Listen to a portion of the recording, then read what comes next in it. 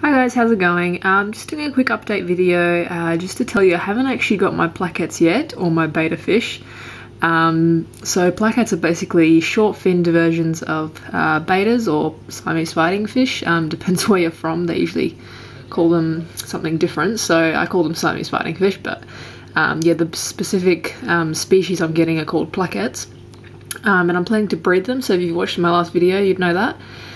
And but I haven't got them yet because things have fallen through and I was meant to pick them up 2 days ago, I think, but yeah, things like circumstances changed, so I'll probably be picking them up this Friday, so in 2 days time.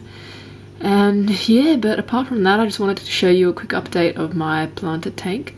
So the Hygrophila polysperma has really grown in, well, not grown in, but started to grow up quite a bit.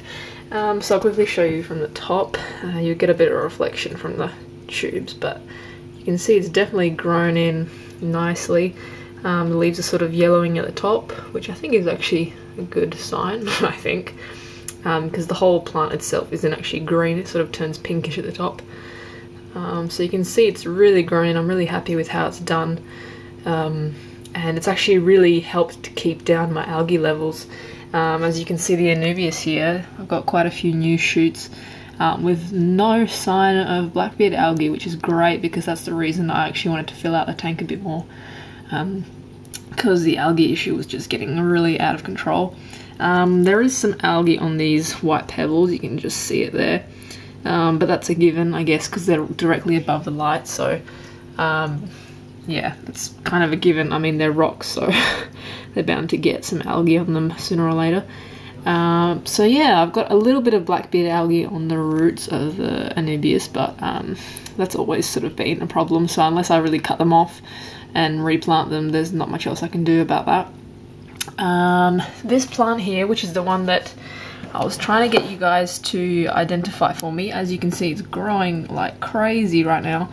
I was actually away for 2 days, and when I left it was just on this side, and now it's grown all the way across to the middle of the tank. So I'll quickly see if I can get a bit of a closer view of the plant. I might try to lift it out of the water a bit, just to show you guys.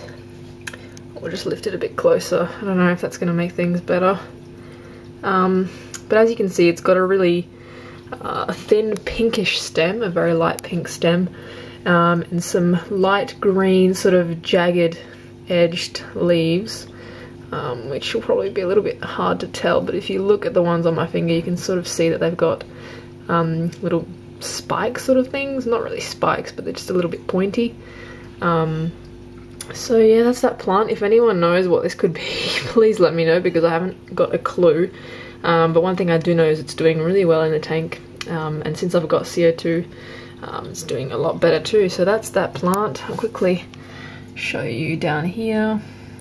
It's just growing in between the Hygrophila as well. So yeah, apart from that, there's not much else I can show you. Nothing's really changed since the last few videos. I've got my quarantine tank set up for the male beta, and as you can see, the temperature's at 27.2 and I actually don't have a heater running. It's about 35 degrees Celsius in South Australia today, or Adelaide where I live,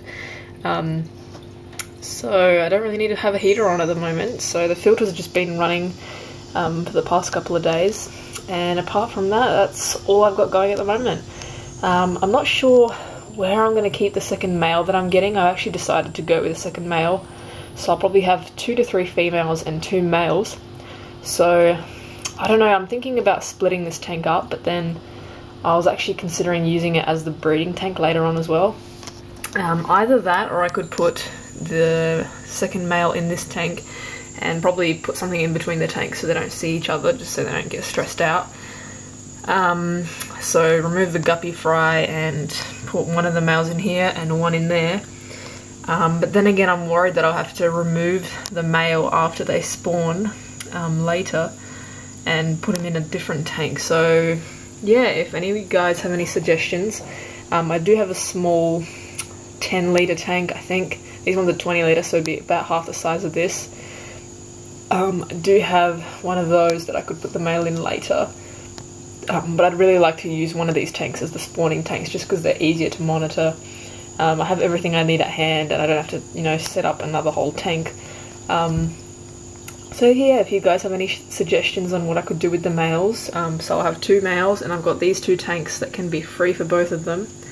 Yeah, if you can give me a suggestion, let me know, and I'll get back to you guys when I get the PLAKATS. So anyway, thanks for watching guys, and I'll catch you later.